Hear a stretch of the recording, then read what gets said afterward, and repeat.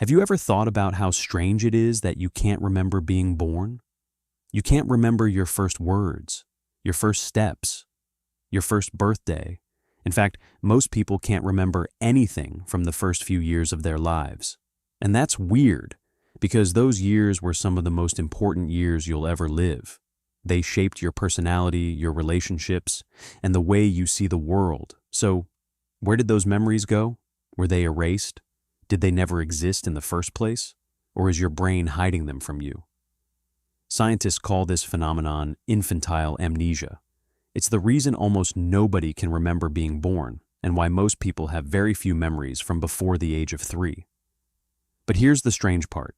Babies can actually form memories. For years, scientists thought they couldn't, but research has shown that babies can recognize faces, remember patterns, and learn from experiences. So, the problem isn't that the memories were never made. The problem is that something happens to them later. One of the biggest clues comes from a part of the brain called the hippocampus. Think of it as one of your brain's main memory centers. When you're born, it's still developing, and it continues developing throughout early childhood. Imagine trying to save important files on a computer while the operating system is still being installed. Some information gets stored, but the system isn't fully ready yet.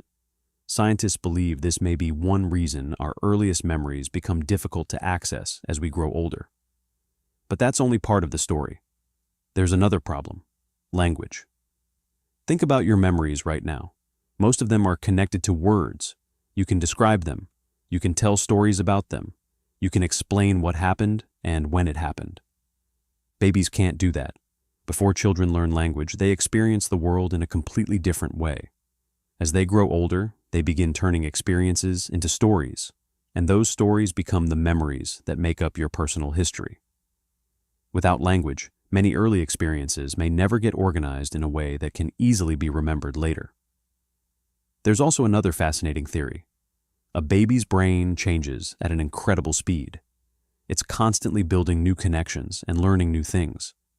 Some researchers believe that this rapid growth may actually disrupt older memories. In other words, the same thing that helps children learn so quickly may also be the reason their earliest memories disappear. It's a strange trade-off. To become better at learning, we may have to let some of our oldest memories fade away.